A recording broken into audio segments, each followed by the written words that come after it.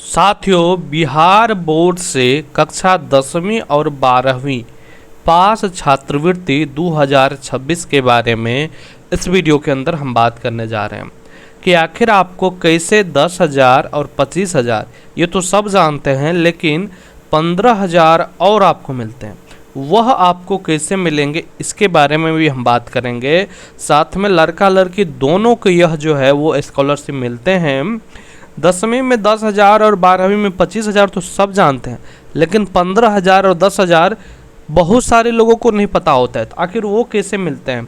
इसमें एक गलती की वजह से आपके जो है वह पैसा नहीं आएंगे। साथियों, आप सुनते होंगे कि भी फलाना आदमी का, फलाना छात्र का जो है वो पैसा नहीं आया। तो आखिर क्यों नहीं आते हैं, इस वीडियो में हम जानेंगे। और क्या गलती नहीं करनी है कि आपको पेमेंट समय पर और बहुत जल्दी आ जाएंगे, तो वह भी इस वीडियो के अंदर हम आपको बताने जा रहे हैं। नमस्कार, मेरा नाम मिट्ठू है और आप सब मोटिवेटर मिट्ठू को देख रहे हैं। तो चलिए सबसे पहले समझते हैं। साथियों, सबसे पहले तो आप सभी का जो है वह ऑफिशियल वेबसाइट पर जो है वो 2026 के लिए रजिस्ट्रेशन ओपन कर दिए गए हैं, जो कि कल से ही यानी 25 तारीख से ही। तो कल जो है इसका वेबसाइट सर्वर जो है वो प्रॉब्लम थे, तो आपको घबराना नहीं है, 1 दिन 2 दिन बाद ही करना है, ठीक है, लेकिन बढ़िया से समझ के करना है, जैसे हम आपको बता रहे हैं, ठीक है ना। क्योंकि इसका लास्ट डेट अभी नहीं बताएंगे, आपको कोई लास्ट डेट नहीं है, आप आराम से कर सकते हैं। लेकिन अगर आप कोई चीज़ गलती कर दीजिएगा तब आपका पेमेंट नहीं आएगा, ठीक है ना। तो क्या और कैसे करना है सब चीज़ हम आपको बता रहे हैं। देखिए यहाँ पर जो भी छात्र छात्राएँ 10वीं और में हैं, यानी 10वीं के पास कर चुके हैं, ठीक है ना, यानी 10वीं पास कर चुके हैं, चाहे वो लड़का है वो लड़की हैं, उनको 10,000 रुपया मिलेंगे, जिसका जो है रजिस्ट्रेशन स्टार्ट है, ठीक है। उनको कितना मिलेंगे? 10,000। और कुछ लोगों को 8,000 भी मिलते हैं, वो भी हम आपको बता ही दे रहे हैं। देखिए, जैसे कि मान लीजिए पहले हम जैसे सबसे पहले यहाँ पर जान लीजिए कि आपका रजिस्ट्रेशन ओपन कर दिए गए हैं। अब हम ये समझ लेते हैं कि किसको कितना मिलते हैं, ठीक ना। चलिए यहाँ पर देखिए, सबसे पहले जो भी छात्र छात्राएँ होंगे 10th पास फर्स्ट डिवीज़न से अगर आप पास हैं, तब आपको जो है मुख्यमंत्री बालक बालिका प्रोत्साहन योजना के अंतर्गत 10,000 रुपये आपको मिलते हैं। और यह मिलते हैं सभी जाति को, चाहे आप जनरल से हैं, ओबीसी से हैं, ठीक ना, ईबीसी से हैं, SC ST से हैं, तमाम जो भी आपका जो भी जाति है सबको जो है यहाँ पर पेमेंट मिलेंगे 10,000 अगर आप फर्स्ट डिवीज़न है तो, ठीक है। वहीं पर कुछ बच्चे जो है वो सेकेंड डिवीज़न है, तो सेकेंड डिवीज़न है तो भी मिलेंगे, लेकिन इसके लिए केवल और केवल SC और ST को ही मिलते हैं, ठीक है। तो जो भी SC ST से हैं या सेकेंड डिवीज़न भी हैं तो भी आपको कितने मिलेंगे? तो 8,000 मिलेंगे, और वह भी जो है मुख्यमंत्री बालक बालिका प्रोत्साहन योजना के अंतर्गत ही मिलते हैं। यहाँ तक आप लोग समझ चुके होंगे कि 10,000 किसको मिलेंगे, ठीक है। आगे हम बात कर लेते हैं कि 12th पास बच्चों के लिए। तो जो भी 12th पास हैं, ठीक है, सभी को मिलते हैं कितने? 25,000। लेकिन सभी कौन? सभी वर्ग के, मतलब सभी जाति के लड़कियों को, केवल लड़कियों को, लड़का को नहीं, सभी जाति के केवल लड़कियों को, चाहे आपका फर्स्ट डिवीज़न है सेकंड डिवीज़न है, सबको मिलेंगे। कितने मिलेंगे? 25,000 रुपया यहाँ पर देखने को आपको मिलेंगे, ठीक है। आपका कोई भी डिवीज़न है कोई दिक्कत नहीं है, लेकिन आप लड़की होनी चाहिए, आपका रिजल्ट पास होना चाहिए। आपको कितना मिलेंगे? 25,000 रुपये मिलेंगे। उसका ऑनलाइन आवेदन स्टार्ट है, जो कि कन्या उत्थान योजना के अंतर्गत यह जो है वो राशि आपको दी जाती है, ठीक है। वहीं पर कोई SC ST से हैं, लड़कियां हैं, तो यह 25,000 तो आपको मिलेंगे ही। साथ में जो है आपको, अगर आप फर्स्ट डिवीज़न किए हैं, यही सबको नहीं पता होता है, तो आपको 15,000 और मिलेंगे, ठीक है। और अगर आप सेकेंड डिवीज़न किए हैं, तब आपको 10,000 और मिलेंगे, 10,000 और मिलेंगे। यानी टोटल अगर आप फर्स्ट डिवीज़न किए होंगे तो आपको मिल जाएंगे 40,000। कोई सेकेंड डिवीज़न की है और SC ST की लड़कियां हैं तो उनको मिलेंगी 35,000। इतने राशि आपको मिलेंगी। और यह जो राशि है 25,000 का, यह तो सबको मिलेंगे, चाहे कोई लड़कियां हो, सबको मिलेंगे 25,000, ठीक है। तो इसका आवेदन स्टार्ट हो चुके हैं, ठीक है ना। चलिए अब हम बात कर लेते हैं आगे कि नोट में ध्यानपूर्वक समझिएगा कि 12वीं पास करने वाली केवल अविवाहित यानी अनमैरिड लड़कियों को ही यह 25,000 की राशि दी जाती है। ठीक है ना। चलिए आगे हम बात कर लेते हैं कि इसमें क्या क्या डॉक्यूमेंट्स लगते हैं, और बच्चे यहीं पर गलतियाँ करते हैं क्योंकि आप लोगों को पता नहीं होता है। आप जाते हैं भरवाने के लिए साइबर कैफ़े में, और वहाँ पर वो लोग जो है आपको कुछ भी देकर कोई भी डॉक्यूमेंट दीजिएगा, आपको उसी से वो डाउनलोड मतलब कि ऑनलाइन कर देंगे। आपको बोलेंगे आ जाएगा, लेकिन आपका पेमेंट फंस जाएगा, फिर बाद में आपको परेशानी होगी। तो यहाँ पर चीज़ें आपको समझना चाहिए कि आप जानबूझकर आप फंसा लेते हैं, पेमेंट तो नहीं आता है आपको, तो ये गलती आपको नहीं करना है। सबसे पहले ध्यान से समझिएगा, इसके लिए सबसे पहले मैट्रिक या इंटर का आपको मार्कशीट, अगर आप 10th के हैं तो मैट्रिक का, इंटर के हैं तो आपको इंटर का मार्कशीट लगेंगे। ठीक है। कुछ बच्चे कहेंगे कि सर अभी तो मार्कशीट आया ही नहीं है, तो कहाँ से दे? तो घबराना नहीं, आपका जो ऑनलाइन वाला है ना, देखिए ओरिजिनल या इंटरनेट वाला रिजल्ट जिसमें रोल कोड और रोल नंबर साफ दिखे, तो वो इसीलिए आपको ये मांगा जाता है।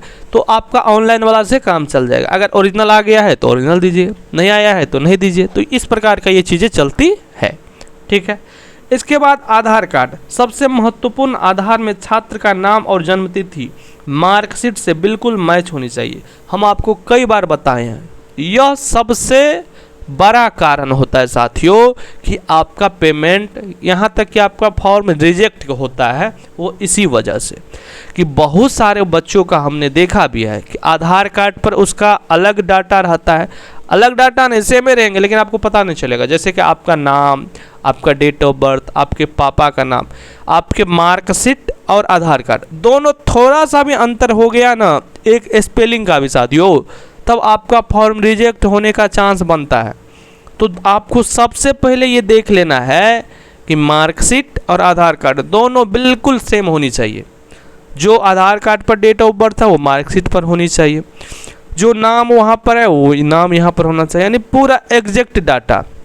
अब कुछ लोग कहेंगे कि सर मेरा गलती है आधार कार्ड में या मेरा मार्कशीट में, तो देखिए आपका मार्कशीट तो अब सही नहीं होगा, आप आधार कार्ड में जो मनसो आप मतलब कि करवा सकते हैं, तो इसको आप अभी अपडेट करवा दीजिए, क्या ही दिक्कत है। ठीक ना, क्योंकि 3 दिनों में लगभग आपका सारा कुछ सही डाटा हो ही जाते हैं।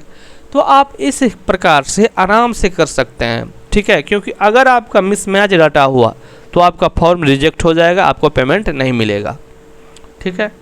अगला बात, और भी कारण है लेकिन ये सबसे इम्पोर्टेंट था, क्योंकि ये सबके साथ नहीं होता, लेकिन जिसके साथ होता है यह प्रॉब्लम, उसका फॉर्म रिजेक्ट हो जाता है। इसके बाद देखिए बैंक खाता, देखिए बैंक खाता स्टूडेंट के नाम का ही होनी चाहिए, दूसरे का नहीं। ऐसा नहीं कि माता पिता के नाम का आप दे दिए, बिल्कुल नहीं चलेगा ये।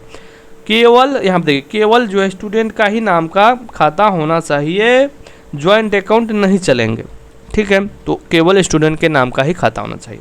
साथ में ध्यान से समझिए, साथ में इसमें जो है आपको आधार सीडिंग होना चाहिए। आधार सीडिंग, आप कुछ लोग कहेंगे सर ये आधार सीडिंग है कि नहीं, कैसे पता करें?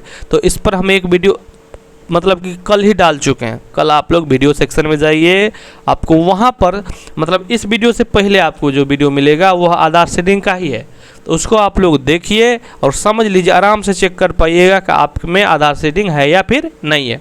अगर नहीं होगा तो आप अपने बैंक जाइएगा, वहाँ पर आपको एक फॉर्म मिलेगा, उसको भर देना है और जमा कर देना, आपका आधार सीडिंग हो जाता है। यहाँ तक कि आपको तुरंत कर भी देता है, आपको करवा कर ही आना है, बैंक जाना है अगर मान लीजिए नहीं होगा तो। ठीक है, तो ये रही सबसे इम्पोर्टेंट बात। आगे हम बात कर लेते हैं कि और क्या क्या डॉक्यूमेंट्स लगते हैं साथियों। देखिए जाति प्रमाण पत्र, आय प्रमाण पत्र और निवास प्रमाण पत्र, ये सबके पास होता है, लेकिन फिर भी आप लोग गलतियां कर देते हो। क्या गलतियां कर देते हो साथियों कि आप बहुत पुराना, जैसे कि अभी 12वीं के बच्चे हैं, 12वीं के बच्चे हैं तो आप उनको 10,000 जो 10th में मिला था वही जो बनाए थे उसी को यहाँ पर ये मतलब कि अपलोड करेंगे। तो इतना पुराना नहीं चलता है साथियों, ठीक ना, इतना पुराना आय प्रमाण पत्र बिल्कुल नहीं चलता है। तो आपको तीनों डॉक्यूमेंट्स जो है वह पूरी नया होनी चाहिए, मतलब 6 महीना से पहले का, तब आपको जो है यहाँ पर किसी प्रकार का दिक्कत नहीं होते हैं। ठीक ना। अब कुछ लोग कहेंगे कि हम तो 1 साल पुराना दिए थे, मेरा आ गया पैसा। देखिए दादू, उसका आ गया उससे कोई मतलब नहीं रहता है, आपका पेमेंट फंस सकता है, ये जान लीजिए। तो इसलिए ताज़ा वाला होना चाहिए, कहने का मतलब लेटेस्ट होनी चाहिए सब चीज़ें, तो आपको जो है वो पैसा आने में किसी प्रकार का दिक्कतें नहीं होती है। ठीक है, चलिए आगे हम बात कर लेते हैं। अगला जो मुख्य बातें है कि मोबाइल नंबर और ईमेल आईडी, यह भी जो है वो चालू मोबाइल नंबर और ईमेल आईडी होनी चाहिए, क्योंकि आपके जो है इस पर यूज़र आईडी और पासवर्ड भी आते हैं। तो ऐसा नहीं कि आप जो है वो ऐसा दे दिए कि जिस पर रिचार्ज ही नहीं रहता है। तो ये सब चीज़ें बहुत इंपॉर्टेंट है। अगला बात देखिए, जरूरी चेतावनी, बैंक खाता जो है आधार से लिंक, जो कि हमने आपको बताया आधार सेटिंग होनी चाहिए, जिसको जो है NPCI लिंक्ड कहते हैं। ठीक ना, नहीं तो पेमेंट रिजेक्ट हो जाएगी। यहाँ पर देख लीजिए, यहाँ पर पेमेंट नहीं तो क्या हो जाएगी, रिजेक्ट हो जाएगी। यहाँ पर हमने आपको इसमें भी लिखे हैं और आपको बता भी चुके हैं। अगला पॉइंट देखिए साथियों, आप ऑनलाइन आवेदन आपको जो है कल से ही हो चुके हैं, 25 मई से स्टार्ट हो चुके हैं। आप लोग medasop.bihar.gov.in के ऑफिशियल वेबसाइट पर जाएंगे और वहाँ पर आपको ऑनलाइन करना है। आपको खुद से नहीं होता, आप किसी साइबर कैफे में जाइए, लेकिन ये सभी डॉक्यूमेंट जो हमने आपको बताए, जैसे बताए वैसे ही करना है। ठीक है, अगर आपके मन में किसी भी प्रकार का डाउट है तो आप निश्चिंत होकर हमें कमेंट में पूछिए, हम आपको रिप्लाई देने का काम करेंगे। धन्यवाद साथियों।